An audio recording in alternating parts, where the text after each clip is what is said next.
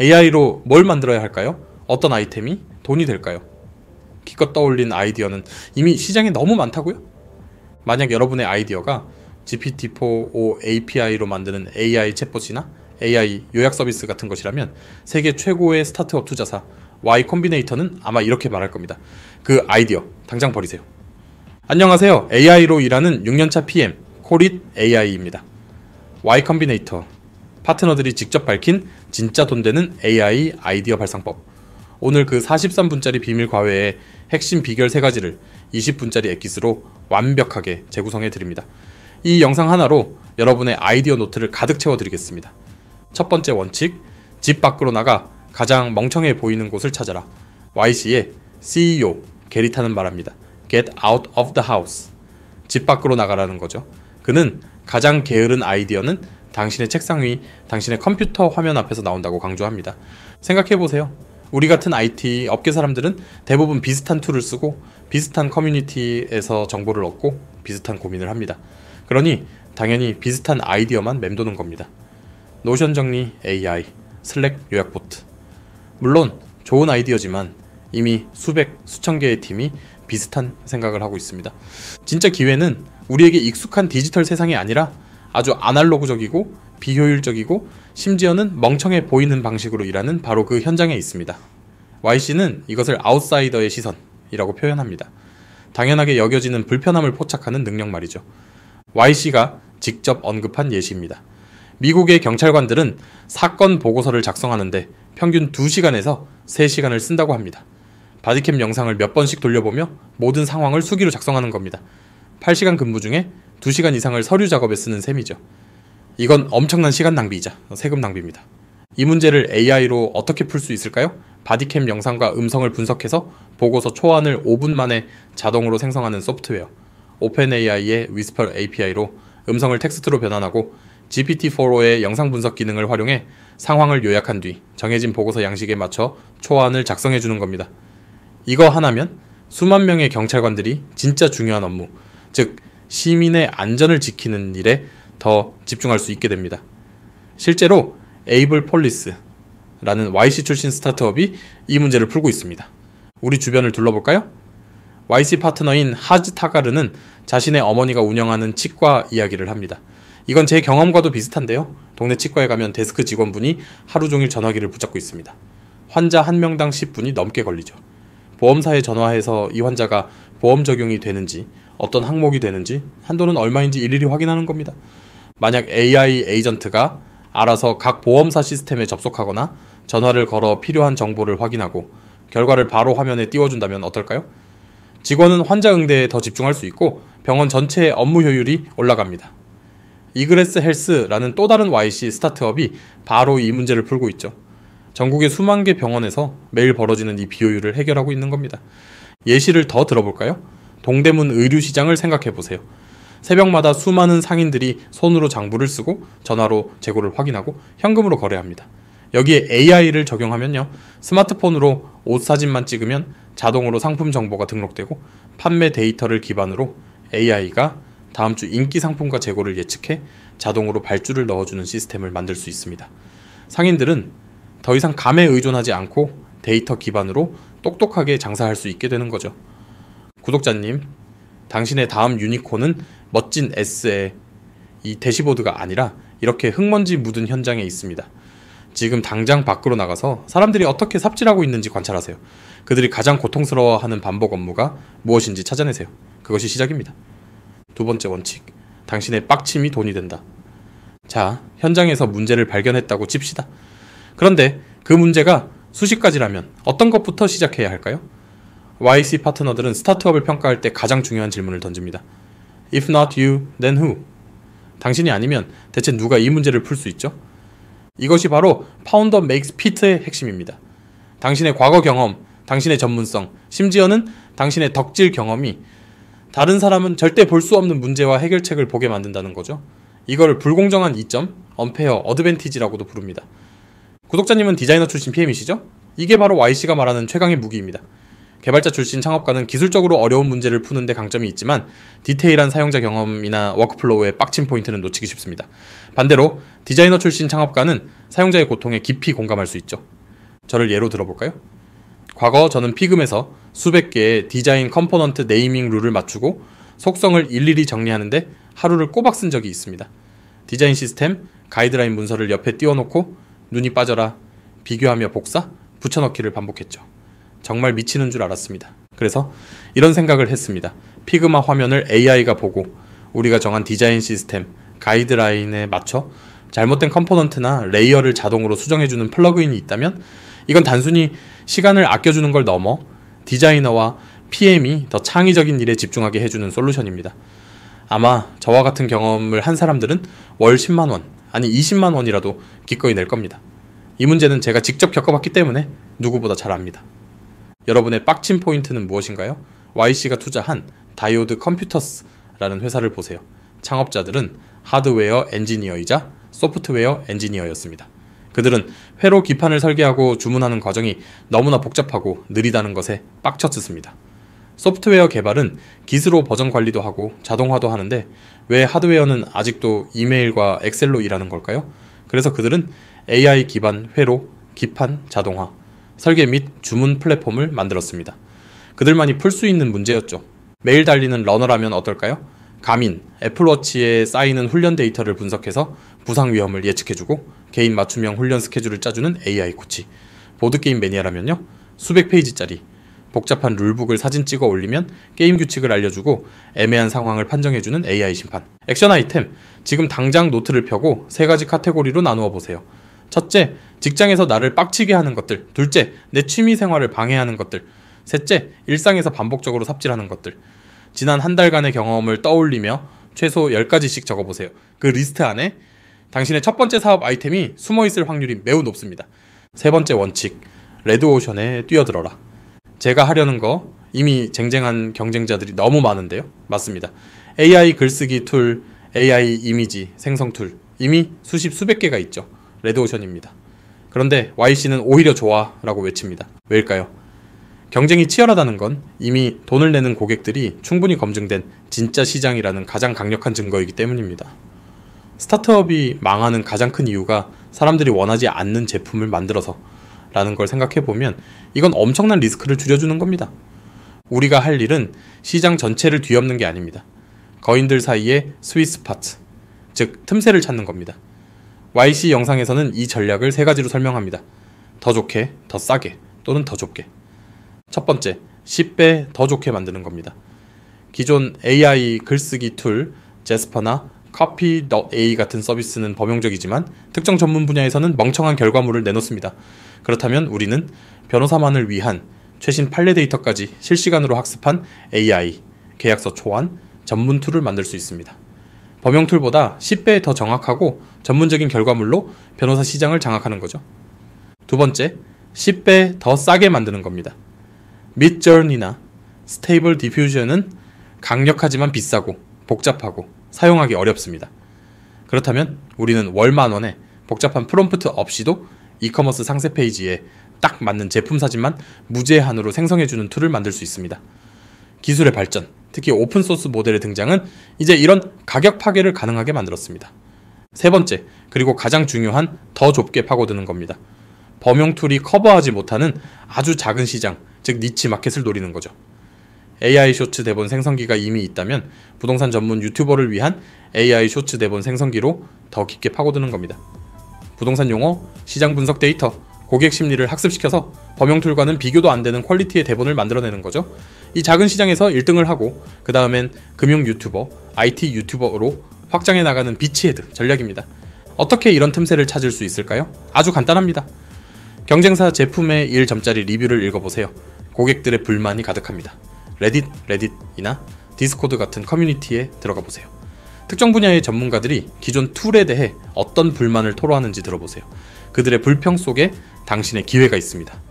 자, 오늘 YC 파트너들에게 직접 배운 돈 되는 AI 아이디어 발상법 3가지 정리해볼까요? 첫째, 현장으로 가세요. 당신의 고객이 일하는 멍청한 곳에 답이 있습니다. 둘째, 당신의 빡침을 믿으세요. 당신만이 겪은 독특한 경험이 최고의 무기입니다. 셋째, 경쟁자를 환영하세요. 검증된 시장의 작은 틈새를 AI로 공략하세요. 핵심은 기술이 아니라 문제에서 시작하는 겁니다. 구독자님들의 빡친 포인트는 무엇인가요? 그걸 어떻게 AI로 해결할 수 있을까요? 댓글로 여러분의 아이디어를 자유롭게 남겨주세요. 서로에게 엄청난 영감을 줄 수 있을 겁니다. 더 깊은 토론과 Q&A는 코리스AI 커뮤니티에서 계속 이어가겠습니다. 오늘 영상이 구독자님의 다음 스텝에 도움이 되셨다면 구독, 좋아요, 알림 설정까지 부탁드립니다. 지금까지 AI로 똑똑하게 일하는 법, 코릿 AI였습니다. 감사합니다. 판사님 이에 있습니다. 엄숙한 법정의 침묵을 깨는 날카로운 목소리. 그런데 그 목소리의 주인은 사람이 아닙니다. 바로 인공지능입니다. 공상과학 영화 속 한 장면 같으신가요? 하지만 이것은 더 이상 상상 속의 이야기가 아닙니다. 인류 역사상 가장 보수적이고 인간적인 영역이라 믿었던 법률과 사법 시스템의 심장부로 AI라는 거대한 쓰나미가 이미 밀려오기 시작했습니다. 오늘은 이 거대한 변화에 최전선에 있는 AI 변호사의 모든 것을 파헤쳐보고 변호사라는 직업, 나아가 정의의 미래가 어떻게 바뀔지, 그리고 이 거대한 파도 속에서 우리는 무엇을 준비해야 하는지 이야기해보겠습니다. 1부, 조용한 침공, 이미 시작된 AI 법률 혁명. 많은 사람들이 로봇 변호사는 아직 먼 미래라고 생각합니다. 하지만 그건 착각입니다. 이미 AI는 법률 테크라는 이름으로 소리 없이 법률 시장을 점령하고 있습니다. 과거에는 수십만 페이지짜리 증거 서류 더미에 파묻혀 밤을 새워야 했습니다. 하지만 지금은 렉시스넥시스 AI 같은 툴이 단 몇 분 만에 핵심 증거와 판례를 찾아냅니다. 복잡한 계약서를 검토하고 독소 조항을 찾아내는 일, 이제 AI의 주특기입니다. 이미 수많은 글로벌 로펌들이 이 기술을 도입해 엄청난 시간과 비용을 절감하고 있습니다. AI의 침공은 우리가 모르는 사이에 이미 시작되었습니다. 두부, 괴물의 등장, 합의 AI가 모든 것을 바꾼다. 그리고 그 침공의 최전선에 이 모든 변화를 가속화하는 진짜 게임 체인저가 등장했습니다. 바로 합의 AI입니다. 합의는 단순한 법률 검색 툴이 아닙니다. 이들은 스스로를 프로페셔널 클래스 AI라고 부릅니다. 포춘 500대 기업과 세계 최고의 로펌들을 위한 법률, 규제, 세무 영역에 완벽하게 특화된 전문가 AI입니다. 합의는 변호사의 보조가 아니라 변호사의 두뇌를 확장하는 역할을 합니다. 변호사가 자연스러운 언어로 A 회사가 B 회사를 인수할 때 발생할 수 있는 모든 법적 리스크를 분석하고 계약서 초안을 작성해줘 라고 명령하면 합의는 수십만 건의 판례와 법률 문서를 순식간에 분석해 인간 전문가 수준의 결과물을 내놓습니다. 수천 페이지에 달하는 자료를 업로드하면 AI가 그 안에서 핵심 쟁점을 찾아내고 분석 보고서까지 작성합니다. 세계적인 로펌 ANO 시어먼의 혁신그룹 총괄은 이렇게 말했습니다. 15년간 법률 테크 분야의 최전선에 있었지만 합의와 같은 것은 본 적이 없습니다. 이것은 법률 산업을 변화시킬 게임 체인저입니다. 이건 더 이상 미래가 아닙니다. 이미 세계 최고의 로펌들은 합의를 통해 일하는 방식을 바꾸고 있습니다. 그들은 합의를 통해 스스로를 거의 무한하게 뛰어넘고 있다고 말합니다. 세부, AI 변호사의 빛과 그림자. 이처럼 합의와 같은 강력한 AI 변호사의 등장은 법률 시장에 엄청난 기회를 가져다 줍니다. 첫째, 예측 사법의 시대가 열립니다. AI는 특정 판사의 과거 판결 수만 건을 분석해 이 판사는 이런 유형의 사건에서 유죄를 선고할 확률이 82%입니다. 라고 예측합니다. 변호사는 이 데이터를 바탕으로 전혀 다른 변론 전략을 짤 수 있겠죠. 둘째, AI 변론가의 탄생입니다. 상대 측 주장의 논리적 허점을 실시간으로 찾아내고 배심원들의 마음을 가장 효과적으로 움직일 수 있는 최적의 변론을 수백 가지 버전으로 생성해냅니다. 그리고 가장 중요한 변화, 정의의 민주화입니다. 변호사 비용이 없어서 억울한 일을 당하는 사람들, 이제 이들이 AI를 통해 저렴한 비용으로 혹은 무료로 최고의 법률 서비스를 받을 수 있는 시대가 열리고 있습니다. 이것이야말로 진정한 기술의 순기능 아닐까요? 하지만 이 장밋빛 미래에는 우리가 반드시 짚고 넘어가야 할 어두운 그림자가 있습니다. 바로 윤리적 지레바트입니다. 첫째, 알고리즘의 편향입니다. 만약 AI가 과거에 편향된 데이터를 학습한다면 특정 인종의 재범률이 높다는 과거의 잘못된 통계를 학습한 AI는 현실에서 그 차별을 그대로 재현하고 심지어 강화할 수 있습니다. 둘째, 책임의 문제입니다. 만약 합의 AI가 잘못된 법률 조언을 해서 당신이 수백억짜리 소송에서 졌다면 그 책임은 누가 집니까? 코드를 짠 개발자, 데이터를 제공한 로펌, 아니면 AI 그 자체일까요? 누구도 명확히 답할 수 없는 문제입니다. 마지막으로 우리는 기계가 내리는 차가운 판결을 신뢰할 수 있을까요? 억울함을 호소하는 피고인의 눈물과 떨리는 목소리, 그 인간적인 감정과 공감 없이 과연 진정한 정의가 구현될 수 있을까요? 4부 2030년 변호사는 무엇으로 살아남는가? 결국 법률가의 역할은 완전히 재정이 될 겁니다. 판례를 외우고 서류를 검토하는 기술자로서의 변호사는 사라질 겁니다. 그 역할은 합의와 같은 AI들이 훨씬 더 잘할 테니까요. 대신 새로운 역할이 떠오릅니다. AI 윤리 컨설턴트, 합의에게 최고의 변론을 이끌어내는 법률 프롬프트 엔지니어, AI 시대의 새로운 법규를 만드는 데이터 프라이버시 전문가. 이제 법률가에게 필요한 능력은 법전을 암기하는 능력이 아니라 AI와 협업하여 최고의 전략을 짜는 능력, 복잡한 윤리 문제에 답을 찾는 능력, 그리고 의뢰인의 아픔에 인간적으로 공감하는 능력입니다. 결론, 당신이 마주할 새로운 정의. AI 변호사의 등장은 단순히 하나의 직업이 사라지고 생기는 문제가 아닙니다. 정의란 무엇인가? 라는 인류의 가장 오래된 질문에 기술이 답을 하기 시작했다는 거대한 신호탄입니다. 과연 AI는 인간보다 더 공정한 완벽한 정의를 구현할 수 있을까요? 그리고 기계가 내리는 그 정의를 우리는 과연 신뢰할 수 있을까요? 이 거대한 질문에 대한 당신의 생각은 어떻습니까?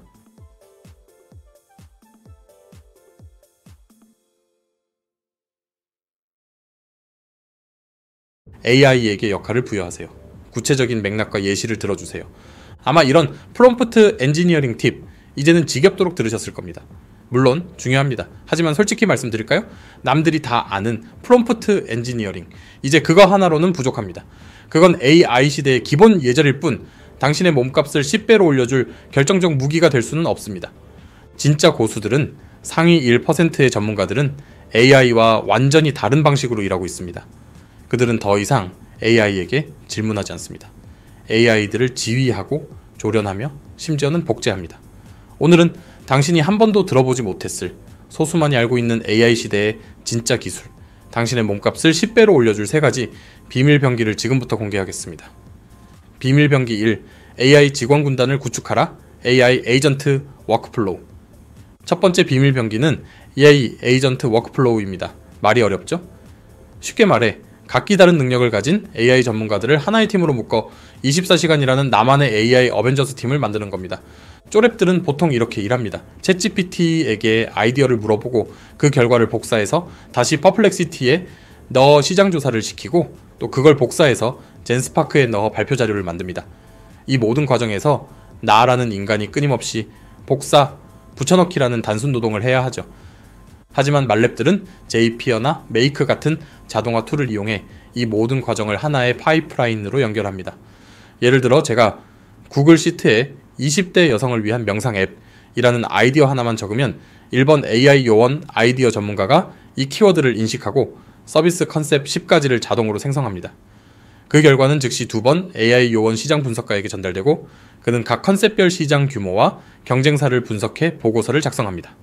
마지막으로 이 보고서는 3번 AI 요원 기획서 전문가에게 넘어가 완벽한 형식의 노션 기획서 페이지로 자동 발행됩니다. 저는 그저 커피를 마시며 아이디어를 던졌을 뿐인데 저의 AI 직원 군단이 스스로 회의하고 리서치하고 기획서까지 만들어낸 겁니다. 이제 인간의 역할은 실무가 아닙니다. AI 직원들을 지휘하고 그들의 결과물을 바탕으로 최종 의사결정을 내리는 대표의 역할이 되는 겁니다. 이것이 바로 AI 시대의 첫 번째 진짜 기술입니다. 비밀 병기 2. AI를 예술가로 만들어라. AI와의 창의적 파트너십. 두 번째 비밀 병기는 AI를 단순한 정보 처리 도구가 아닌 창의적인 파트너로 만드는 기술입니다. 많은 사람들이 착각합니다. 에이, 아이는 창의력이 없잖아? 천만에요. 그건 당신이 AI에게 창의적인 지시를 내리는 법을 모르기 때문입니다.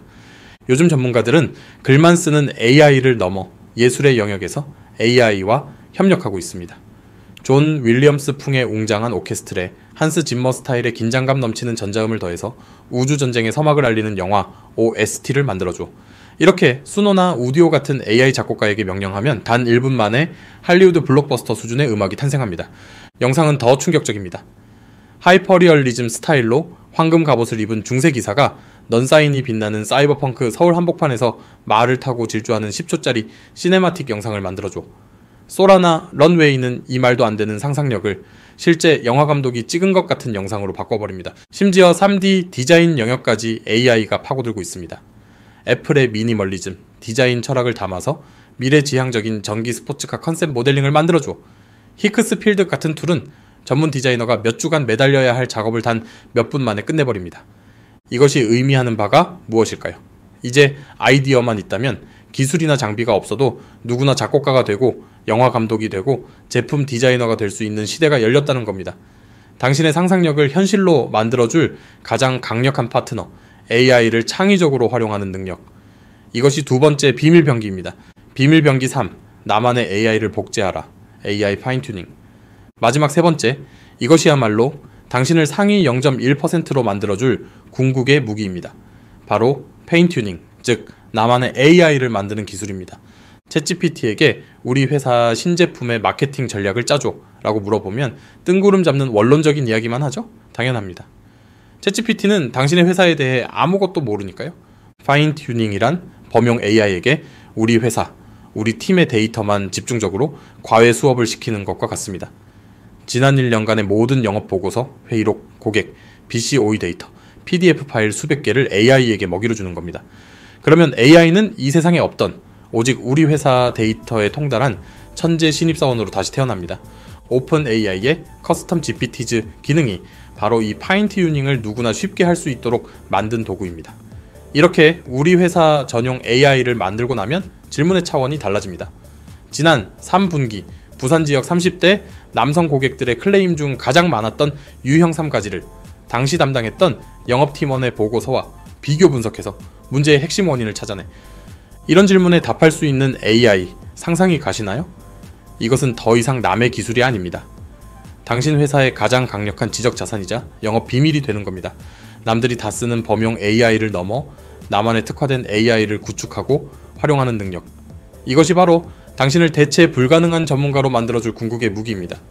결론, AI 지휘자로 거듭나라. 정리하겠습니다. 프롬프트 엔지니어링은 기본입니다. 여기서 멈추면 당신은 영원히 쪼렙입니다. 여러 AI를 연결해 AI 직원 군단을 만들고 AI와 협력해 창의적인 결과물을 만들며 궁극적으로는 당신의 데이터를 학습한 나만의 AI를 만드십시오. 이것이 바로 AI 시대의 단순한 사용자를 넘어 AI를 지휘하는 마스터가 되는 길입니다. 그리고 이 능력의 차이가 앞으로 5년 안에 당신의 몸값을 10배 이상으로 벌려놓을 것이라고 저는 확신합니다. AI라는 거대한 파도, 당신은 이 파도 위에서 서핑을 즐기는 지휘자가 되시겠습니까? 아니면 그저 파도에 휩쓸려가는 수많은 사람 중 하나가 되시겠습니까? 어느 날 아침 출근했더니 내 동료의 자리가 비어 있습니다. 퇴사한 게 아닙니다. 어제까지 하던 그의 업무를 이제 AI가 대신하기 시작한 겁니다. 이건 먼 미래의 공상과학소설이 아닙니다. 이미 실리콘밸리에서, 그리고 바로 이곳 대한민국에서 벌어지고 있는 충격적인 현실입니다. AI가 대체하는 건 단순 반복 노동뿐일 거야. 이런 아니란 생각, 오늘부로 쓰레기통에 버리셔야 합니다. AI의 칼날은 지금 우리가 가장 안전하다고 믿었던 화이트 칼라 직업의 심장을 겨누고 있습니다. 6년차 AI 스타트업 PM으로서 저는 지난 1년간 제 동료들의 일이 어떻게 AI로 대체되는지 바로 옆에서 목격했습니다. 오늘은 그 끔찍하고도 생생한 실화와 함께 이 거대한 변화 속에서 당신이 살아남을 유일한 방법을 이야기하겠습니다. 실화 제시. 내 동료는 어떻게 사라졌나? 첫 번째 희생자는 데이터를 분석하던 리서치 인턴이었습니다. 과거에는 복잡한 SQL 쿼리를 짜서 데이터를 뽑아주는 게 그의 중요한 역할이었죠. 하지만 지금은 어떤 줄 아십니까? 제가 그냥 AI에게 한글로 물어봅니다. 지난 분기 20대 여성 유저의 재구매율이랑 가장 많이 구매한 상품 카테고리 뽑아서 그래프로 그려줘. AI는 단 10초 만에 완벽한 결과물을 가져옵니다. 결국 우리는 더 이상 리서치 인턴을 뽑지 않습니다. 두 번째는 우리 회사 블로그 글을 쓰던 콘텐츠 마케팅 인턴이었습니다. SEO, 즉 검색엔진 최적화에 맞춰 매주 수많은 글을 생산해냈죠. 하지만 이제는 AI가 훨씬 더 잘합니다. 최신 트렌드를 반영해서 사람들이 검색할 만한 키워드를 완벽하게 조합한 글을 하루에도 수십 개씩 쏟아냅니다. 그 친구가 하루 종일 걸리던 일을 AI는 단 5분 만에 해냅니다. 마지막은 주니어 디자이너와의 협업 방식 변화입니다. 예전에는 제가 간단한 아이디어를 스케치해서 보여주며 시각적으로 소통했습니다. 이런 느낌으로 버튼 만들어주세요 하고요. 하지만 이젠 제가 먼저 AI 이미지 생성 툴로 매우 구체적인 시안을 수십 개 만들어서 보여줍니다. 그리고 이렇게 말하죠. 이 3번 시안을 기반으로 폰트는 이걸로 바꾸고 해상도만 높여서 전달해주세요. 디자이너의 창의적인 영역은 여전히 중요하지만 단순 시안 제작 같은 반복적인 업무는 AI 때문에 제 역할이 되어버렸습니다. 패턴 분석, 왜 이들이 가장 먼저였을까? 이 세 가지 사례, 뭔가 공통점이 보이지 않으신가요? 바로 정해진 패턴에 따라 비교적 명확한 결과물을 만들어내는 일이었다는 겁니다. 데이터 쿼리, 검색 최적화 글쓰기, 단순 시안, 제작 모두 정답이 어느 정도 정해져 있는 영역이죠. AI는 바로 이 지점을 가장 먼저 그리고 가장 무섭게 파고들고 있습니다. 당신의 업무를 한번 돌아보세요. 혹시 이런 예측 가능한 일들이 업무의 대부분을 차지하고 있지는 않으신가요? 그렇다면 당신의 자리도 더 이상 안전하지 않습니다. 생존 전략, AI가 절대 대체할 수 없는 세 가지 능력. 자, 그럼 이 절망적인 상황에서 우리는 무엇을 해야 할까요? 포기해야 할까요? 아닙니다. 방법이 있습니다. AI가 절대 따라할 수 없는 오직 인간만이 가진 세 가지 능력을 극대화하는 겁니다. 첫째, 전략을 수립하는 능력입니다. AI는 데이터를 분석해 20대 여성들이 이탈하고 있습니다 라고 알려줄 수는 있지만, 그러므로 우리는 20대 여성을 타겟으로 한 숏폼 챌린지를 기획하고 인플루언서 누구와 협업해야 합니다 라는 전략은 제시하지 못합니다. 수많은 점 데이터들을 연결해 하나의 큰 그림 전략을 그리는 능력, 이것이 바로 새로운 시대의 기획력입니다. 둘째, 복합적인 문제를 해결하는 능력입니다. 개발팀과 디자인팀이 싸워서 일정이 늦어지고 있어요. 마케팅 예산이 삭감됐는데 목표치는 그대로예요. 이런 정답 없는 문제들, 다양한 이해관계자를 설득하고 제한된 자원 속에서 최적의 해결책을 찾아내는 능력은 AI가 흉내낼 수 없는 고도의 종합 예술입니다. 셋째, 인간적으로 공감하는 능력입니다. AI는 고객의 불만 데이터를 분석할 수는 있지만 상처받은 고객의 마음에 진심으로 공감하고 그들을 우리 서비스의 찐팬으로 만드는 감성적인 소통은 할 수 없습니다. 팀원이 지쳐있을 때 따뜻한 커피 한 잔을 건네며 동기를 부여하는 것, 이것이 바로 인간 리더만이 할 수 있는 일입니다. 결론, AI의 발전은 더 이상 선택지가 아닌 우리가 숨쉬는 공기와 같은 현실입니다. 우리는 AI와 경쟁하는 것이 아니라 AI를 가장 강력한 부사수로 부리면서 오직 인간만이 할 수 있는 더 높은 차원의 일에 집중해야 합니다. 단순 반복 업무는 과감하게 AI에게 위임하고 당신의 소중한 시간과 에너지를 전략, 문제 해결, 공감, 이 세 가지에 쏟아부으십시오. 그것만이 AI 쓰나미 속에서 당신의 몸값을 10배로 올려줄 유일한 생존 전략입니다. 어제까지 쓰던 코드가 오늘 레거시가 되는 세상. 리액트, 뷰, 스벨트, 파이썬, 자바스크립트, 러스트, 이 지긋지긋한 기술의 파도 속에서 허우적거리고 있진 않으신가요? 이걸 다 언제 배워서 따라잡나 하는 불안감, 저만 느끼는 거 아니죠? 코딩 공부, 어쩌면 지금 당장 멈춰야 할지도 모릅니다. 농담이 아닙니다. GPT-5의 등장은 우리가 알던 소프트웨어 개발의 시대를 완전히 끝장낼 겁니다. 이건 단순한 자동화 수준이 아닙니다. 개발자라는 직업의 정의가 바뀌는 거대한 쓰나미입니다. 6년차 AI 스타업 PM으로서 저는 이 쓰나미의 가장 앞을 목격하고 있습니다. 오늘 이 거대한 변화 속에서 당신이 살아남는 법, 아니 이 파도를 지배하는 법에 대해 이야기해보겠습니다. 얼마 전 저희 팀 에이스 개발자 동료가 충격적인 선언을 했습니다. 자기는 이제 클로드 코드 안 쓴다고요. 지금껏 클로드 코드 없으면 개발 못한다던 사람이 말이죠. 대신 뭘 쓰냐고 물었더니 딱 두 가지를 보여주더군요. 오픈 AI가 만든 코딩 전용 AI 코덱스, 그리고 워프라는 AI 네이티브 터미널이었습니다. 그 친구 말이 아직도 뇌리에 박혀 있습니다. 클로드의 시대는 끝났다고요? 오픈 AI의 진짜 방역은 이제 시작이라고. 그렇습니다. GPT-5는 기존의 AI 코딩 툴과 차원이 다릅니다. 지금의 코파일럿이 운전 보조 시스템이라면 GPT-5는 완전 자율주행 FSD에 가깝습니다. 단순히 코드 몇 줄 추천하는 수준을 넘어 우리가 던지는 아이디어를 이해하고 스스로 문제 해결 전략을 세우고 완결된 코드를 만들어냅니다. 최근에 공개된 여러 AI 에이전트 기술들을 보세요. 복잡한 앱을 설계하고 버그를 찾아내고 심지어 수십 년 된 낡은 코드를 최신 기술로 업그레이드하는 일까지. 과거에는 최고 수준의 개발팀이 몇 달간 매달려야 했던 일들을 GPT-5는 단 몇 시간, 어쩌면 몇 분 안에 해낼지 모릅니다. 클로드 코드가 아무리 똑똑해도 오픈 AI가 가진 방대한 데이터와 자본력, 그리고 생태계의 힘을 이기기는 점점 더 어려워질 겁니다. 자, 그럼 가장 중요한 질문이 남습니다. 우리 밥줄 이제 진짜 끊기는 걸까요? 결론부터 말씀드리면 절반은 맞고 절반은 틀립니다. 단순히 코드를 타이핑만 하던 개발자는 사라질 겁니다. 하지만 새로운 역할이 폭발적으로 중요해질 겁니다. 바로 AI 오케스트라의 지휘자입니다. 코드를 한 줄 한 줄 쓰는 대신 코덱스 같은 강력한 AI 연주자에게 어떤 음악을 어떤 느낌으로 연주할지 지시하고 감독하는 역할이죠. 이제 PM과 개발자의 경계는 허물어집니다. 모두가 AI 프로덕트 빌더가 되어야 합니다. 우리는 더 이상 어떻게 만들지를 고민하는데 시간을 낭비하지 않을 겁니다. AI가 how를 해결해 줄 테니까요. 대신 우리는 무엇을 그리고 왜 만들어야 하는지에 대해 훨씬 더 깊게 파고들어야 합니다. 그렇다면 제가 3가지 생존 전략을 구체적으로 알려드리겠습니다. 첫째, AI에게 일 잘 시키는 법을 배우십시오. 이걸 전문 용어로 프롬프트 엔지니어링이라고 하죠. 이거 만들어줘가 아니라 이 서비스의 타겟은 20대 여성이고 핵심 가치는 편리함이야. 데이터베이스는 이걸 쓰고 디자인은 미니멀하게 설계해줘. 처럼 AI가 최고의 결과물을 내놓도록 명확하고 구조적으로 지시하는 능력입니다. 둘째, 시스템 전체를 보는 설계 능력을 키우십시오. AI가 아무리 코드를 잘 짜도 여러 기능과 데이터가 복잡하게 얽힌 전체 시스템을 설계하는 건 아직 인간의 영역입니다. 레고 블록, 즉 AI가 만든 코드를 가지고 멋진 성, 즉 서비스를 만드는 건축가의 시야를 가져야 합니다. 셋째, 왜를 묻는 비판적 사고를 멈추지 마십시오. AI는 우리가 시키는 것은 무엇이든 만들어낼 겁니다. 하지만 이 기능을 만드는 것이 정말 고객에게 가치가 있는가? 같은 본질적인 질문은 오직 인간만이 던질 수 있습니다. 이 왜에 대한 답을 찾는 능력이 당신의 몸값을 결정할 겁니다. GPT-5는 위협이 아닙니다.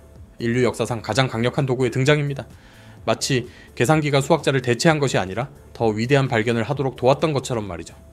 개발의 비용과 시간이 극적으로 줄어드는 시대. 이제 아이디어만 있다면 누구나 세상을 바꿀 수 있는 제품을 만들 수 있는 시대가 오고 있습니다.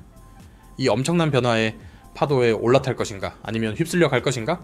선택은 당신의 몫입니다. 가장 중요한 것은 기계적인 코딩을 넘어 창의적인 문제 해결에 집중하는 것입니다. 지금까지 코릿 AI였습니다.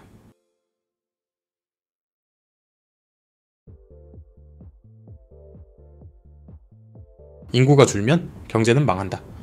우리나라 최고의 인재들이 해외로 빠져나가면 나라는 위기에 처한다. 어떠신가요? 너무나 당연하게 들리는 앵무새처럼 반복되는 이 레퍼토리. 우리는 이걸 상식기라고 부릅니다. 이 말을 들으면 왠지 모를 불안감과 위기감이 느껴지죠. 그런데 말입니다. 이 상식이라는 동전, 혹시 그 반짝이는 앞면만 보고 계신 건 아닌가요? 미국의 사상가 토마스 페인은 그의 저서 상식에서 이렇게 말했습니다. 잘못된 것을 따져보지 않는 습관에 오래도록 길들여져 있으면 처음에는 잘못된 것을 마치 옳은 것처럼 생각하게 된다. 지금처럼 AI가 세상의 모든 규칙을 다시 쓰는 시대에는 우리가 맹목적으로 믿어왔던 상식의 뒷면을 볼 줄 아는 지혜가 그 무엇보다 중요합니다. 상식을 뒤집는 순간 위기는 기회가 됩니다. 오늘은 이 지긋지긋한 인구 위기론, 인재 유출론이라는 불안 마케팅의 뒷면에 숨겨진 진실, 우리에겐 오히려 엄청난 기회가 될 수 있는 새로운 관점에 대해 이야기해 보겠습니다. 요즘 뉴스만 켜면 나오는 얘기가 있죠. 아이는 안 낳고 노인 인구만 늘어서 곧 국민연금도 고갈되고 나라는 망할 거라는 공포. 줄어드는 젊은 세대가 늘어나는 노년 세대를 부양해야 한다는 이 상식적인 전망 때문에 청년과 노년의 갈등은 점점 극에 달하고 있습니다. 하지만 일본의 경제 석학 요시카와 히로시 교수는 단호하게 말합니다. 그건 18세기 멜서스 시대에나 통하던 낡은 생각이라고요. 마치 지구가 우주의 중심이라고 믿었던 것처럼 거대한 착각이라는 겁니다. 과거 농업사회에서는 노동력, 즉 사람의 머릿수가 생산성의 전부였습니다. 그 시절의 상식으로는 젊은이 한 명이 노인 한 명을 부양한다는 계산이 맞았죠. 하지만 지금은 어떻습니까? 생산성의 핵심은 기술 혁신입니다. 한 명의 AI 개발자가 만든 자동화 솔루션이 수백, 수천 명의 단순 반복 업무를 대체하는 세상입니다. 코딩하는 젊은이 한 명이 AI라는 강력한 무기를 손에 들면 노인 100명, 아니 1000명을 먹여 살릴 수 있는 시대가 온 겁니다. 그런데도 여전히 사람 머릿수만 세면서 경제가 망할 거라고 걱정하는 것. 이거야말로 진짜 비상식적인 거 아닐까요? 이 낡은 상식의 프레임, AI 인재 유출에도 똑같이 적용됩니다. 국내 최고의 AI 인재들 연봉 수십억에 실리콘밸리로 떠나 산업 기반 붕괴 위기, 숫자만 보면 가슴이 철렁 내려앉습니다. 우리나라의 AI 인재 순유출 순위는 웨이시 38개국 중 35위, 명백한 국가적 위기처럼 보입니다. 하지만 제가 작년에 실리콘밸리에서 만난 한국인 스타트업 CEO와 투자자들은 오히려 가슴을 치며 말했습니다. 제발 한국에 뛰어난 인재들이 더 많이 넘어왔으면 좋겠다고요? 그들은 안타까워했습니다. 왜 그 엄청난 잠재력을 한국이라는 좁은 시장에만 가둬두냐고요? 실리콘밸리라는 세계 최대의 무대에서 실력을 증명하고 더 큰 성공을 이뤄야 한다는 겁니다. 세계 최강의 창업국가 이스라엘을 보세요. 그들은 탈피오트라는 최정예 군사 엘리트 교육 시스템을 통해 인재를 키워냅니다. 그리고 그 인재들은 군사 기술을 가지고 당연하다는 듯이 실리콘밸리로 건너가 세계적인 기업을 만듭니다. 그들에게 인재 유출은 위기가 아니라 전 세계 이스라엘의 기술력과 영향력을 심는 국가적인 수출입니다. 그들이 만든 탈피오트 네트워크는 이제 실리콘밸리에서 가장 강력한 파워 집단 중 하나가 되었죠. 우리에게도 비슷한 경험이 있습니다. 기억나시나요? 한때 우리 영화계는 할리우드 자본이 들어오면 한국 영화 다 죽는다며 스크린 쿼터제에 목숨을 걸었습니다. 우리 것을 지켜야 한다는 상식적인 주장이었죠. 하지만 시장이 개방된 지금 결과는 어떻습니까? 오히려 K 콘텐츠는 전 세계를 휩쓸며 누구도 상상하지 못했던 비약적인 발전을 이뤘습니다. 우물 안은 안전해 보이지만 결국 그 우물을 마르게 합니다. 보호는 경쟁력을 약화시킬 뿐입니다. 혁신은 더 넓은 세상과의 다양성과 도전 속에서 나옵니다. 대만에서 태어나 미국으로 건너간 젠슨 황. 그가 만약 대만이라는 시장에만 머물렀다면 지금 우리나라 1년 예산의 몇 배에 달하는 시가총액을 가진 엔비디아가 탄생할 수 있었을까요? AI 인재 유출을 걱정하는 낡은 상식의 뒷면을 봅시다. 그곳엔 더 넓은 세계 시장에서 활약하며 새로운 이스라엘, 새로운 엔비디아 신화를 만들어갈 우리의 자랑스러운 인재들이 있습니다. 우리가 진짜 해야 할 일은 그들의 발목을 잡는 것이 아니라 그들이 전 세계에 대한민국이라는 거대한 네트워크의 해외 허브를 만들 수 있도록 더 강력하게 연결하고 지원하는 것입니다. 낡은 상식이라는 안전한 감옥에 머무시겠습니까? 아니면 그 벽을 부수고 나와 더 큰 세상에서 기회를 잡으시겠습니까?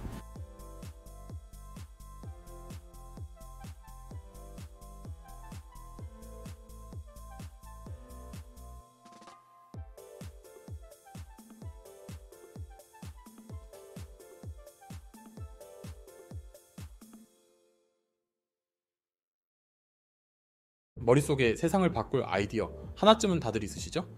그런데 왜 우리의 아이디어는 대부분 하드디스크 안에서 먼지만 쌓여갈까요?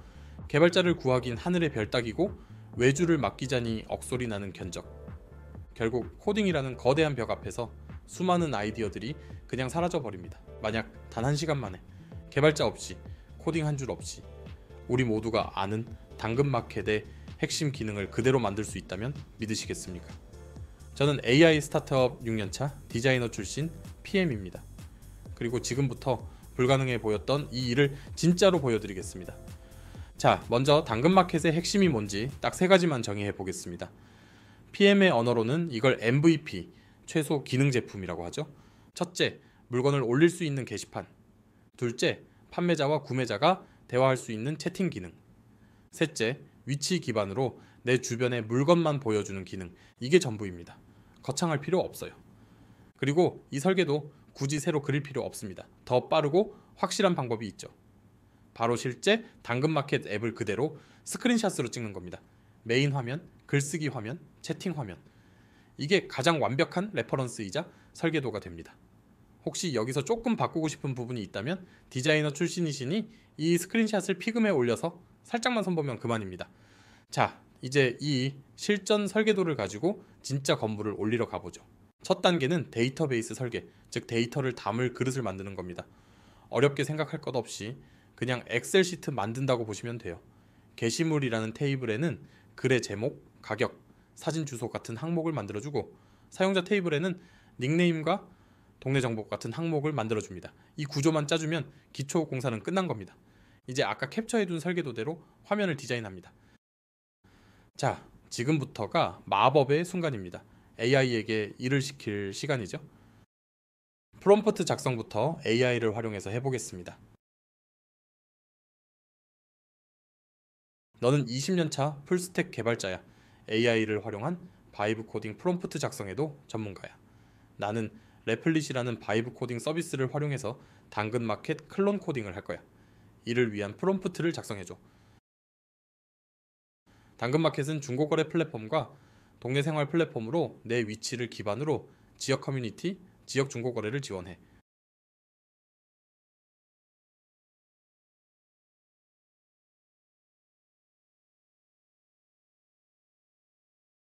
채팅 기능이 있어.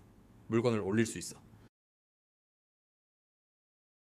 모든 기능이 다 작동해야 하는 건 아니고 프로토타입으로 작동되는 느낌을 주는 게 핵심이야.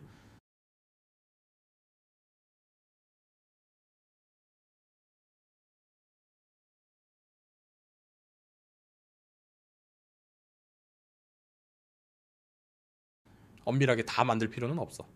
나중에 API 연동할 예정이니 작동되는 껍데기 프로토타입을 만들기 위한 프롬프트를 만들어줘.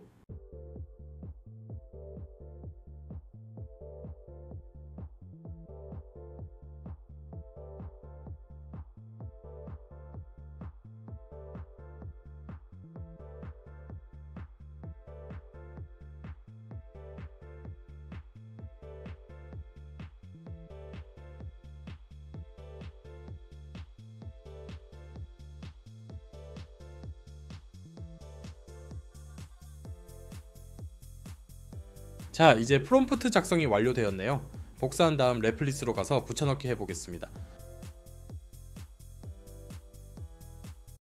레퍼런스 이미지도 구글에서 검색해서 당근 마켓과 관련된 이미지를 첨부하겠습니다.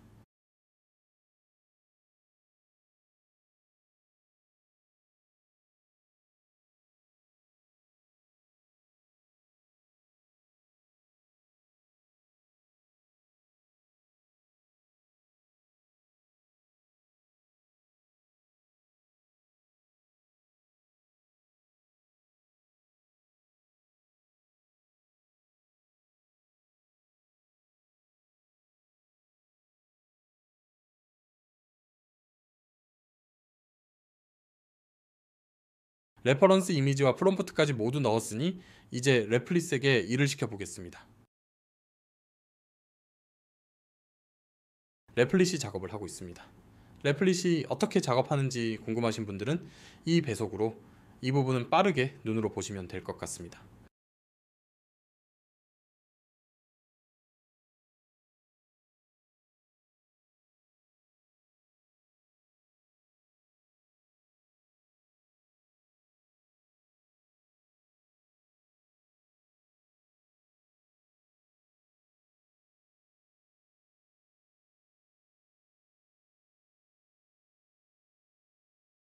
레플릿이 이렇게 작업을 하겠다고 작업 계획을 보고합니다.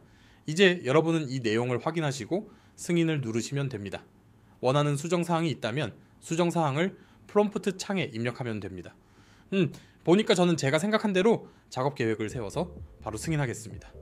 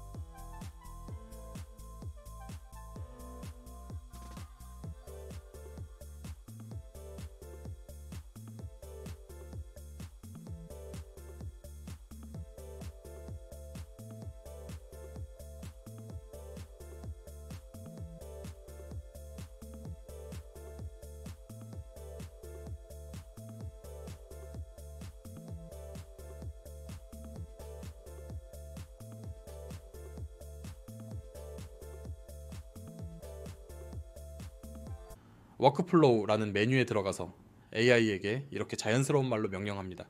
사용자가 글쓰기 완료 버튼을 누르면 화면에 입력된 제목과 가격, 그리고 이미지 주소를 아까 만들었던 게시물, 데이터베이스에 새로 저장해줘. 보셨나요? 제가 코드를 한 줄도 쓰지 않았는데 데이터 저장 기능이 완성됐습니다. 채팅 기능도 마찬가지입니다. 보내기 버튼을 누르면 채팅 내용을 메시지 데이터베이스에 추가하고 화면에 바로 보여줘. 믿기지 않겠지만 이게 거의 끝입니다.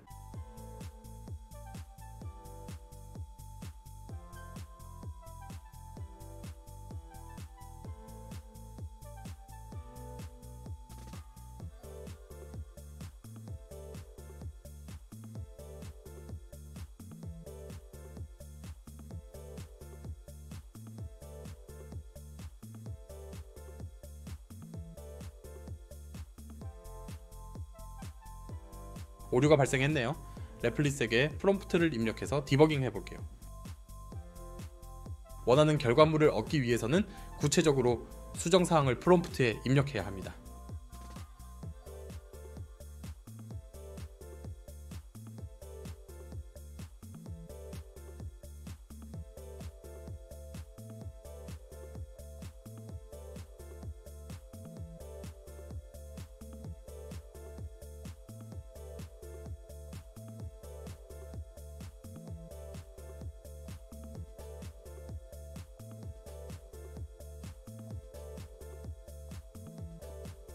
바이브 코딩 서비스가 작업하는 동안 기다려 보겠습니다.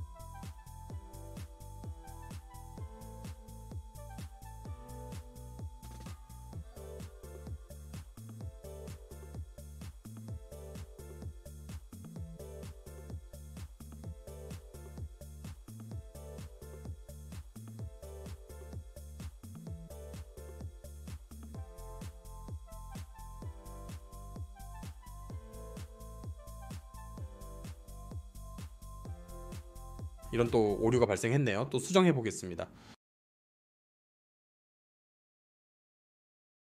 바이브 코딩 서비스가 작업하는 동안 기다려 보겠습니다.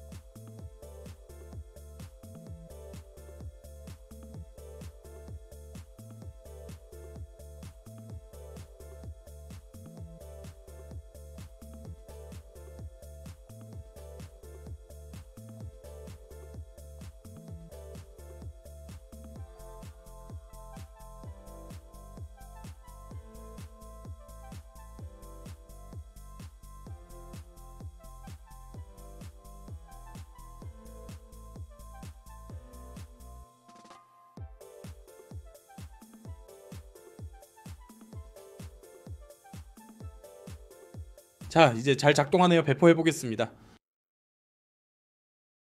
이제 오른쪽 위에 있는 배포 디플로이 버튼만 누르면 단 10초 만에 전 세계 어디서든 접속할 수 있는 우리만의 당근마켓 웹 주소가 생성됩니다.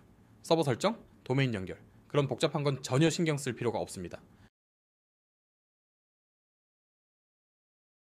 레플릿이 작업을 하고 있습니다. 레플릿이 어떻게 작업하는지 궁금하신 분들은 이 배속으로 이 부분은 빠르게 눈으로 보시면 될 것 같습니다.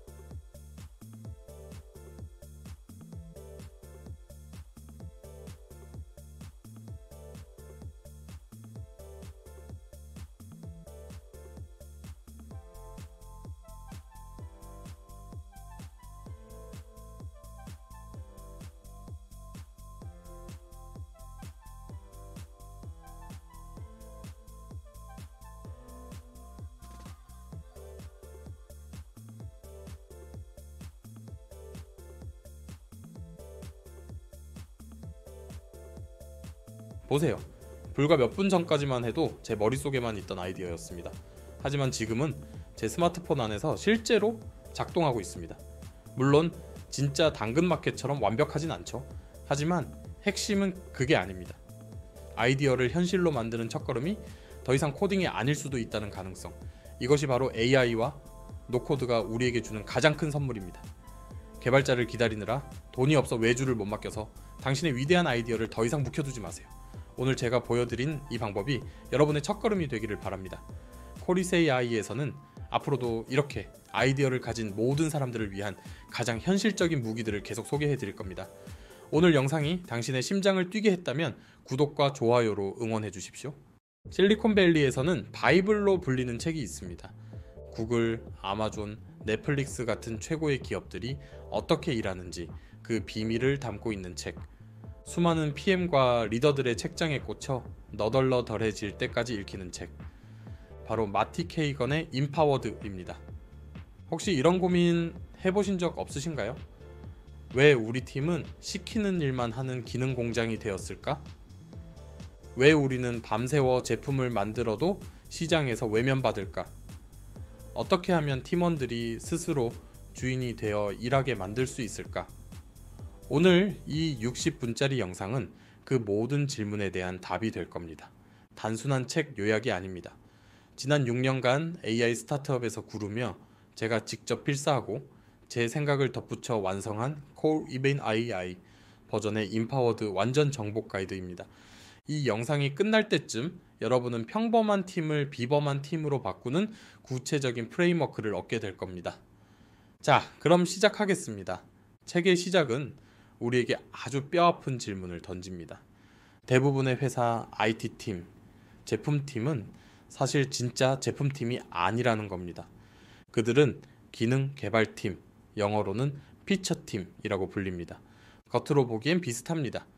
PM, 디자이너, 엔지니어가 함께 일하죠. 하지만 결정적인 차이가 있습니다. 기능 개발팀은 위에서 내려온 기능 목록과 로드맵을 받아 그것을 시간 안에 잘 만들어내는 것, 즉 산출물에만 집중합니다. 그 기능이 시장에서 성공했는지 사업에 정말 도움이 되었는지는 그들의 책임이 아닙니다. 그들에게 주어진 미션은 딜리버리, 즉 배포 그 자체니까요. 이런 팀의 PM은 사실 프로덕트 매니저가 아니라 프로젝트 매니저에 가깝습니다. 이미 정해진 답을 그저 관리하고 있을 뿐이죠. 많이들 익숙한 풍경 아닌가요? 반면 우리가 지향해야 할 임파워드 제품팀은 완전히 다릅니다. 그들은 만들어야 할 기능 목록을 받지 않습니다. 대신 풀어야 할 문제를 받습니다. 그리고 가장 중요한 것, 그 문제를 어떻게 해결할지는 전적으로 팀에게 달려 있습니다. 스스로 가설을 세우고 실험하고 최적의 해결책을 찾아낼 권한, 즉 임파워먼트가 주어지는 거죠. 그리고 그들은 산출물이 아닌 성과, 즉 비즈니스 결과로 평가받고 그 결과에 대해 책임을 집니다. 이것이 바로 핵심입니다. 기능 개발팀은 시키는 일을 하는 용병팀이고 임파워드 팀은 주어진 문제를 해결하는 미션팀입니다. 책임이 아닌 책임감을 가지고 일하는 팀이죠. 여러분 다시 한번 스스로에게 물어보십시오. 나의 팀은 그리고 나는 지금 어디에 서 있습니까? 자, 그렇다면 이 이상적인 임파워드 팀은 어떻게 만들 수 있을까요? 뜬구름 잡는 이야기처럼 들리시나요? 책은 그 시작이 강력한 제품 리더십에 있다고 명확히 말합니다. 리더는 팀에게 영감을 주고 관리자는 실행을 돕습니다. 임파워드 팀을 위한 리더는 4가지 핵심적인 책임을 져야 합니다. 첫째, 제품 비전과 원칙입니다. 우리가 3년, 5년 뒤에 만들고 싶은 미래는 무엇인가? 우리 제품이 고객의 삶을 어떻게 바꿀 것인가? 이 비전이 바로 팀을 한 방향으로 움직이게 하는 나침반이 됩니다. 둘째, 팀 구조입니다. 최고의 선수들을 모아놓는다고 최고의 팀이 되는 게 아니죠. 각 팀의 역할을 어떻게 나누고 어떻게 협력하게 할지 그 구조를 설계하는 것이 리더의 일입니다. 셋째, 제품 전략입니다. 비전이라는 목적지에 도달하기 위한 경로를 그리는 것입니다. 무엇에 집중하고 무엇을 포기할지 냉철한 선택을 통해 통찰을 실행으로 옮기는 과정이죠. 그리고 마지막 넷째, 제품 에반젤리즘입니다. 리더는 우리가 왜 이 일을 하는지, 우리의 비전과 전략이 얼마나 위대한지를 끊임없이 설파하는 전도사가 되어야 합니다. 유명한 BC 존 데어는 말했죠. 기업에는 용병팀이 아닌 미션팀이 필요하다고. 미션팀은 바로 이 에반젤리즘을 통해 만들어집니다. 그리고 리더십의 또 다른 핵심 축, 어쩌면 가장 중요한 활동, 바로 코칭입니다. 책에서는 이렇게 말합니다. 회사의 성공은 제품에 달려있고 성공적인 제품은 훌륭한 제품 개발팀만이 만들 수 있다. 그리고 코칭은 평범한 사람들을 모아 비범한 제품팀으로 변화시키는 활동이다. 멘토는 지혜의 말을 나눠줄 뿐이지만 코치는 소매를 걷어붙이고 손을 더럽혀가며 직접 가르쳐준다. 코칭의 본질은 인재 양성입니다. 팀원이 성장하도록 돕는 것이 관리자의 가장 중요한 책임이죠. 하지만 많은 관리자들이 이걸 잘 못합니다. 특히 불안정한 관리자들이요. 그들은 팀원의 성장을 자신의 위협으로 여깁니다. 팀의 성과를 가로채거나 반대 의견을 억압하죠. 이건 오만함의 문제가 아니라 불안정함의 문제입니다. 진짜 훌륭한 리더는 겸손하며 끊임없이 자신과 팀의 성장을 갈망합니다. 코치는 팀원이 스스로의 잠재력을 깨닫도록 돕는 거울과 같습니다. 때로는 그들이 편안함을 느끼는 영역을 넘어서도록 등을 떠밀어 줘야 합니다. 물론 준비되지 않은 사람을 억지로 강요해선 안 되겠죠. 그들이 무엇을 두려워하는지 이해하고 그 두려움을 극복하도록 도와야 합니다. 그리고 솔직해져야 합니다. 잘한 것은 모든 사람 앞에서 아낌없이 칭찬하고 개선할 점은 단 둘이 있을 때 사탕발림 없이, 하지만 진심을 담아 전달해야 합니다. 공개적으로 칭찬하고 개인적으로 비판하라. 그럼 구체적으로 무엇을 어떻게 코칭해야 할까요? 책은 PM을 평가하고 성장시키기 위한 아주 구체적인 프레임워크를 제시합니다. 여러분이 지금 팀장이든 팀원이든 이 프레임워크를 통해 스스로를 진단해 볼 수 있습니다. 크게 3가지 영역으로 나뉩니다. 제품 지식, 프로세스 기술, 그리고 사람을 다루는 기술. 첫 번째, 제품 지식입니다. 우리 고객이 누구인지, 우리 데이터를 어떻게 해석해야 하는지, 우리 산업이 어떻게 돌아가는지, 그리고 우리 제품이 기술적으로 어떻게 작동하는지에 대한 깊은 이해를 말합니다. PM은 이 모든 영역에서 전문가로 인정받아야 합니다. 책에서는 신규 PM이 궤도에 오르려면 이 3개월간 하루 서너 시간을 투자해야 한다고 말합니다. 저도 이 부분을 읽으면서 저희 주니어 PM에게 한 달 동안 하루 8시간씩 써서 궤도에 오릅시다 라고 말했던 기억이 납니다. 그만큼 기본 중에 기본이라는 뜻이죠. 두 번째, 프로세스 기술과 기법입니다. 엔지니어에게 개발을 요청하기 전에 아이디어에 숨겨진 리스크를 찾아내고 해결하는 제품 발굴 기법을 아는가? 제품 출시 후에 성과를 개선하는 제품 최적화 기법을 아는가? PM은 외과 의사와 같습니다. 항상 최신 기술을 배우고 자신의 기술을 연마해야 합니다. 세 번째, 가장 중요한 사람을 다루는 기술입니다. PM은 직급상 팀원이 없지만 사실상 모든 사람을 이끌어야 하는 리더입니다. 엔지니어, 디자이너와 진정한 협력을 하는가? 영업, 마케팅 같은 이해관계자들과 신뢰관계를 구축했는가? 팀과 회사 전체에 우리 제품의 비전을 설파하고 영감을 주는가? 스트레스 상황에서 리더십을 발휘하는가? 이 세 가지 영역, 14가지 항목을 두고 회사가 기대하는 수준과 현재 나의 수준을 1점에서 10점까지 객관적으로 평가해 보는 겁니다. 그리고 그 격차가 큰 영역이 바로 당신의 코칭 포인트가 되는 거죠.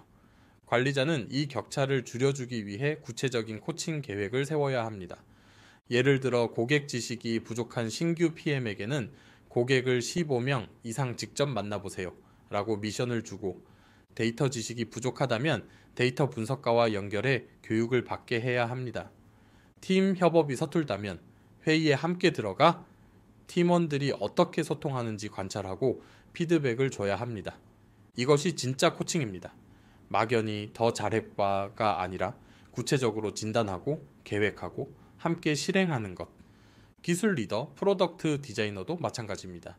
기술 리더에게는 고객과 비즈니스에 대한 콘텍스트를, 디자이너에게는 전체적인 디자인 관점과 협업 방식을 코칭해야 합니다.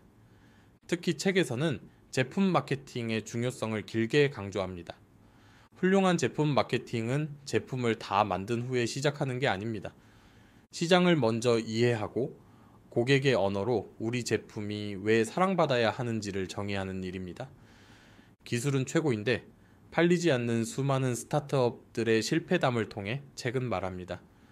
훌륭한 제품에 투자하고 있다면 반드시 훌륭한 제품 마케팅에도 투자해야 한다고 말이죠. 여기까지가 영상의 전반부입니다.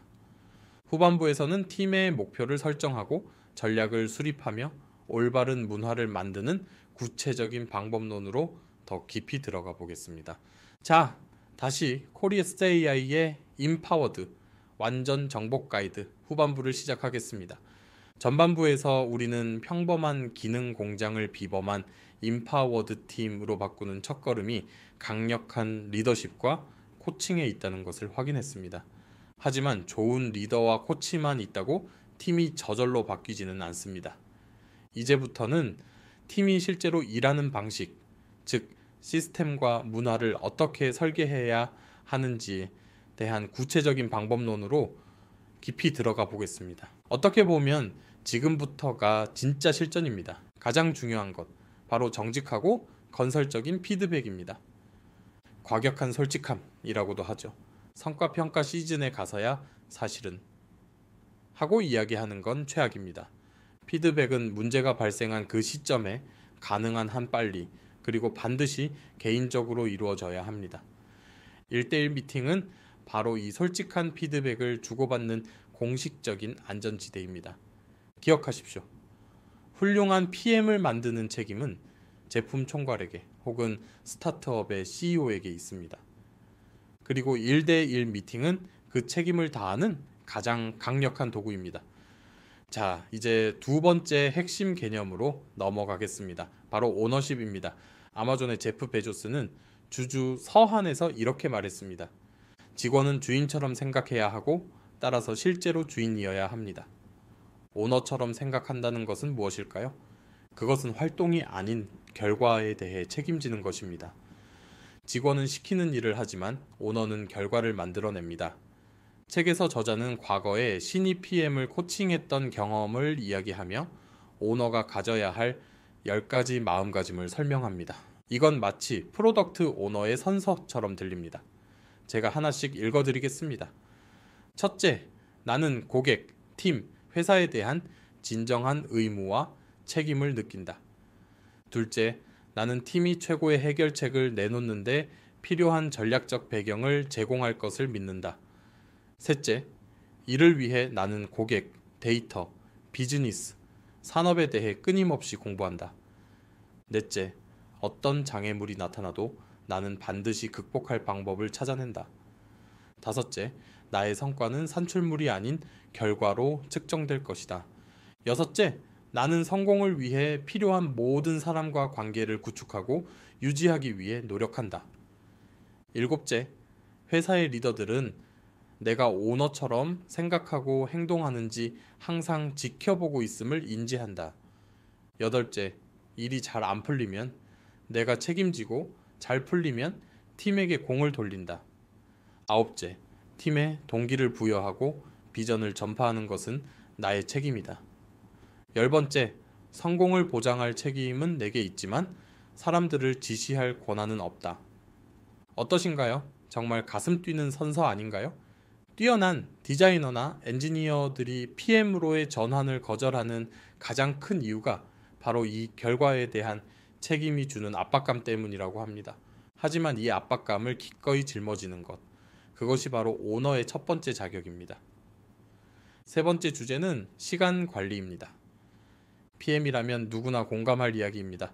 하루 종일 회의에 끌려다니고 슬랙과 이메일에 답장하다 보면 정작 중요한 제품에 대한 고민을 할 시간이 없습니다. 그래서 많은 PM들이 밤 10시가 넘어서야 비로소 진짜 내 일을 시작하곤 하죠.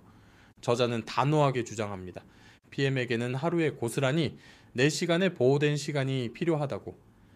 이 시간은 이메일이나 회의 시간이 아닙니다. 오직 어려운 문제를 해결하기 위해 깊이 있게 고민하는 시간, 즉 제품 발굴을 위한 시간입니다. 만약 이 4시간을 확보하지 못한다면 PM에게는 두 가지 선택지밖에 없습니다. 주 60시간 이상 일하며 번아웃되거나 결과를 내지 못해 실패하거나. 더 똑똑하게 일해야 한다고요? 물론입니다. 하지만 아무리 똑똑하고 숙련된 PM이라도 그 4시간은 반드시 필요합니다. 그 시간을 어떻게 확보할까요? 가장 큰 원인은 PM이 제품 관리가 아닌 프로젝트 관리 업무에 시간을 쏟기 때문입니다. 일정 챙기고 사람들 독려하고 회의록 정리하는 일들 말이죠. 물론 필요한 일이지만 그게 PM의 본질은 아닙니다. PM의 최우선 책임은 엔지니어가 만들 제품이 만들 만한 가치가 있는지를 확인하는 것입니다. 즉, 가치 있고 유용하며 구현 가능하고 비즈니스적으로 실용적인 해결책을 찾는 제품 발굴입니다. 이 4시간을 사수하기 위해 나머지 부수적인 일들은 과감하게 차단하고 보호해야 합니다. 자, 이제 개인과 팀의 일하는 방식을 넘어 팀과 팀이 협력하는 방식으로 넘어가 보겠습니다. 팀 협업에 대한 이야기입니다. 책은 먼저 협업이 아닌 것. 3가지를 정의해야 합니다. 첫째, 협업은 합의가 아닙니다. 모두가 동의할 때까지 기다리는 것이 아니라 각 분야 전문가의 판단을 존중하고 의견이 다를 때는 실험을 통해 검증하는 것입니다. 둘째, 협업은 산출물을 만들어내는 것이 아닙니다. PM이 요구사항 문서를 써서 던져주는 순간 협업은 끝나고 폭포수 방식으로 돌아갑니다. 셋째, 협업은 타협이 아닙니다. 이도 저도 아닌 평범한 결과물로 타협하는 것은 팀의 실패입니다. 그렇다면 진정한 협업이란 무엇일까요? PM, 디자이너, 엔지니어가 프로토타입을 앞에 두고 함께 모여 토론하는 것입니다. 디자이너는 더 나은 사용자 경험을 제안하고 엔지니어는 새로운 기술적 가능성을 제시하며 PM은 비즈니스적 영향을 검토합니다. 이 과정에서 서로의 전문성이 충돌하고 융합하며 상상하지 못했던 훨씬 더 나은 해결책이 탄생합니다. 이런 협업의 마법을 경험하기 위해 가장 중요한 것은 PM이 정답을 미리 정해놓고 팀을 설득하려 들지 않는 것입니다. 우리의 임무는 내가 생각한 해결책을 관철시키는 것이 아니라 고객이 사랑하고 비즈니스에도 유효한 해결책을 함께 찾아내는 것임을 잊지 말아야 합니다. 이제 제품 전략으로 넘어가 보겠습니다. 놀랍게도 대부분의 제품 조직은 제품 전략이 없습니다. 해야 할 일 목록, 즉 로드맵은 있지만 전략은 없는 거죠. 그 결과 수많은 노력이 낭비되고 정작 가장 중요한 문제에는 집중하지 못합니다. 리처드 루멜트는 말합니다. 나쁜 전략은 실수가 아니라 좋은 전략을 짜기 위한 노력을 적극적으로 회피한 결과다. 왜냐하면 좋은 전략은 선택이라는 고통을 수반하기 때문입니다. 제품 전략이란 제품 비전을 실현하면서 회사의 당면 과제를 해결하기 위한 접근법입니다. 그리고 좋은 제품 전략은 4가지 요소를 필요로 합니다. 첫째, 중요한 몇 가지에만 집중하기 위한 선택. 둘째, 데이터를 통해 얻는 통찰력. 셋째, 통찰을 실행으로 전환하는 능력. 넷째, 끊임없이 상황을 점검하고 조정하는 관리. 기억하십시오. 선택은 집중을 의미합니다. 꼭 필요한 몇 가지를 결정하는 것은 하지 않을 수많은 것들을 결정하는 것과 같습니다. 이 고통스러운 선택을 피하는 조직은 절대로 위대한 제품을 만들 수 없습니다. 자, 드디어 마지막 파트입니다. 팀 목표입니다. 많은 분들이 OKR이라는 기법을 들어보셨을 겁니다. 하지만 책은 OKR을 제대로 사용하기 위한 3가지 전제 조건을 강조합니다. 이 조건이 충족되지 않으면 OKR은 또 다른 형식적인 업무가 될 뿐입니다. 첫째, 기능 개발팀이 아닌 임파워드 제품팀이어야 합니다. 둘째, 개인의 목표가 아닌 팀의 목표에 집중해야 합니다. 셋째, 리더가 제품 전략을 실행으로 옮기기 위해 제 역할을 해야 합니다. 이 전제 위에서 임파워드 팀을 위한 목표 설정은 2가지 핵심 원칙을 따릅니다. 첫째, 구축해야 할 기능이 아니라 해결해야 할 문제를 제공하는 것입니다. 예를 들어 로그인 기능 개선이라는 목표를 주는 것이 아니라 신규 고객의 회원가입 성공률 증가라는 문제를 주는 겁니다. 어떻게 해결할지는 팀이 찾아내도록 말이죠. 둘째, 전략적 콘텍스트를 충분히 공유하는 것입니다. 왜 이 문제가 중요한지, 회사의 전체 비전과 전략 속에서 이 문제가 어떤 의미를 갖는지를 팀이 완벽하게 이해해야 합니다. 그리고 목표 오브젝티브가 풀어야 할 문제라면 핵심 결과 키 리저트는 성공을 어떻게 측정할 것인가를 정해야 합니다. 회원 가입 성공률을 20%까지 올린다처럼요.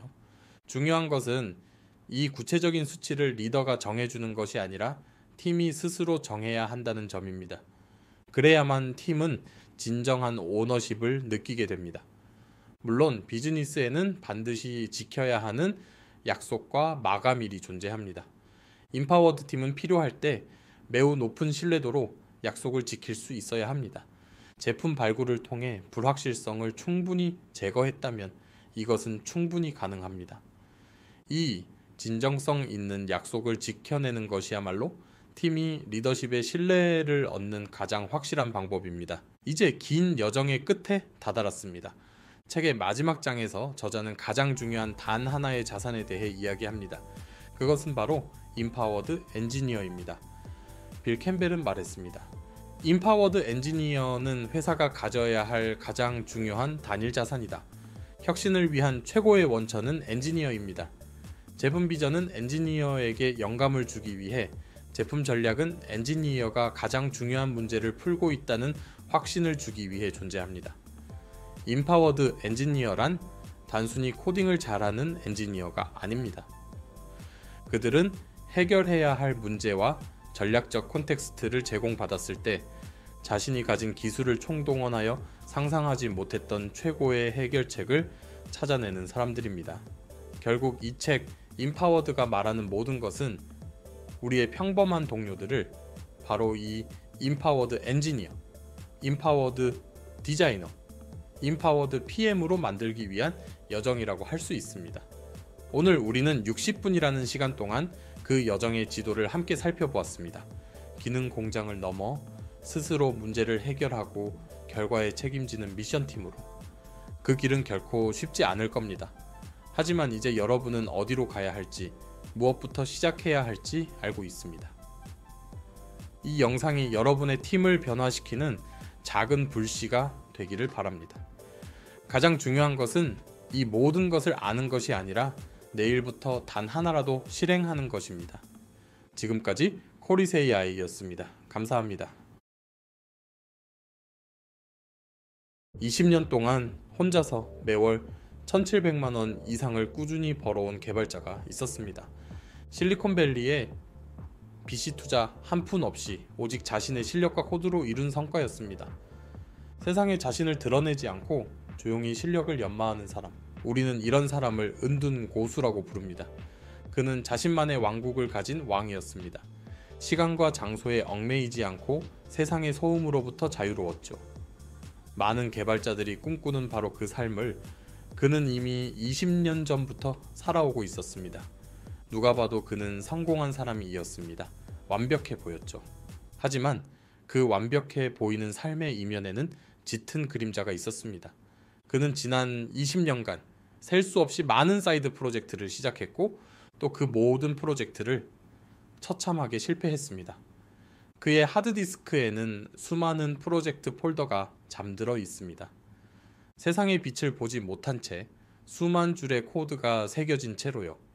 그것은 그에게 영광의 상처가 아니라 쓰라린 실패의 기록 보관소였습니다. 성공 신화의 주인공이 아닌 실패 전문가, 그것이 그의 또 다른 이름이었습니다. 왜 실패했을까요? 실력이 부족했을까요? 아니요, 그는 누구보다 뛰어난 엔지니어였습니다. 그가 만든 제품들은 기술적으로 흠잡을 데 없이 완벽에 가까웠습니다. 문제는 언제나 그 다음이었습니다. 대부분의 엔지니어 출신 창업자들이 무너지는 바로 그 지점. 솔직히 말해서 제품은 기가 막히게 만드는데 그걸 파는 법을 몰랐던 겁니다. 마케팅, 브랜딩, 세일즈. 우리 같은 사람들에게는 복잡한 알고리즘보다 사람의 마음을 얻는 이 과정이 훨씬 더 어렵습니다. 아마 지금 이 이야기를 들으면서 가슴이 뜨끔하는 분들이 많을 겁니다. 내 이야기 같다고 생각하는 분들도 있겠죠. 밤을 새워가며 완벽한 제품을 만들고 드디어 세상에 공개하는 그날. 설레는 마음으로 사용자 반응을 기다리지만 돌아오는 것은 침묵뿐입니다. 아무도 찾아오지 않고 아무도 사용하지 않는 그 적막함. 그것만큼 개발자의 영혼을 갉아먹는 것은 없습니다. 그는 매번 똑같은 과정을 반복했습니다. 새로운 아이디어가 떠오르면 몇 달 동안 골방에 틀어박혀 완벽한 제품을 만들어냅니다. 그리고 마침내 출시하지만 결과는 또다시 실패. 그렇게 구겨서 던져버린 프로젝트가 산더미처럼 쌓여갔습니다. 그러던 어느 날 밤이었습니다. 또 하나의 야심찬 프로젝트가 세상의 외면을 받은 날이었죠. 그는 텅 빈 모니터 화면을 보며 깊은 무력감에 빠졌습니다. 나는 역시 만드는 것밖에 모르는 바보인가? 세상이 원하는 것과 내가 만들고 싶은 것은 영원히 만날 수 없는 걸까? 수많은 질문들이 그의 머릿속을 헤집어 놓았습니다. 20년간 쌓아온 자신감과 자부심이 한순간에 무너져 내리는 듯 했습니다. 바로 그때였습니다. 수많은 실패의 잔해 속에서 그는 마침내 한 줄기 빛과 같은 진실을 발견하게 됩니다. 그것은 어떤 대단한 경영 서적이나 성공한 창업가의 강견에서 나온 말이 아니었습니다. 오히려 너무나 단순해서 그동안 무심코 지나쳤던 아주 오래된 격언이었습니다. 이건 정말 우리 인생의 방향을 바꿀 수도 있는 중요한 이야기입니다. 그가 깨달은 진실은 바로 이것이었습니다. 동기부여는 행동 뒤에 온다. 다시 한번 말씀드리겠습니다. 동기부여는 행동의 결과물이지 행동의 원인이 아니라는 것입니다.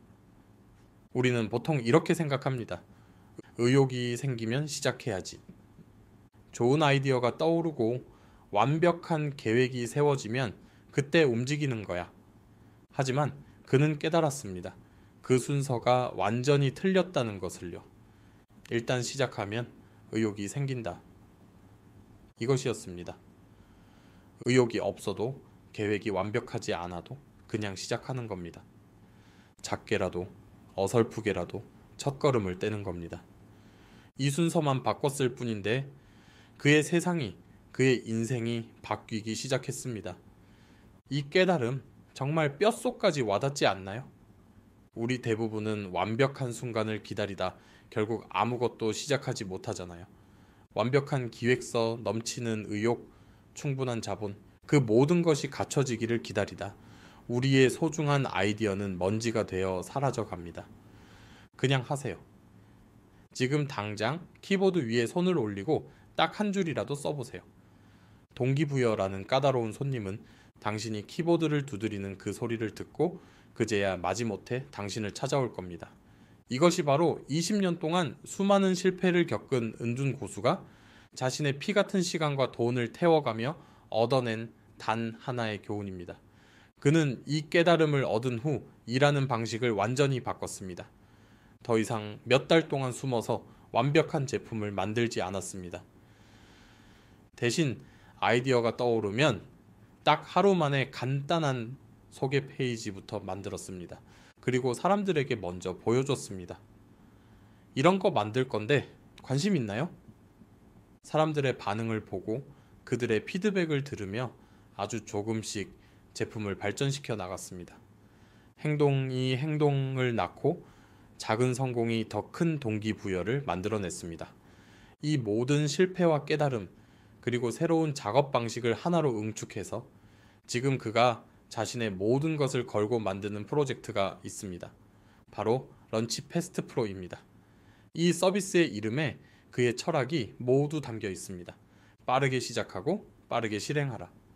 과거의 자신처럼 마케팅과 세일즈는 모르지만 만드는 것에만 미친 듯이 집중하고 싶은 개발자들을 위한 서비스입니다. 더 이상 골방에서 외롭게 실패하지 않도록 세상과 소통하며 함께 제품을 만들어갈 수 있도록 돕는 도구인 셈이죠. 이 20년의 실패와 내공이 고스란히 담긴 프로젝트, 그 결과가 어떨지 정말 궁금하지 않나요? 저는 이런 진짜 이야기가 좋습니다. 수천억 투자를 받고 화려한 스포트라이트를 받으며 성공했다는 뜬구름 잡는 판타지보다 어두운 방 안에서 20년간 홀로 구르고 넘어지며 실패하고 또 실패하다가 마침내 자신만의 진리를 찾아낸 이런 날것의 경험담. 이런 이야기가 지금 우리에게 더 피가 되고 살이 되는 진짜 영양분 아닐까요?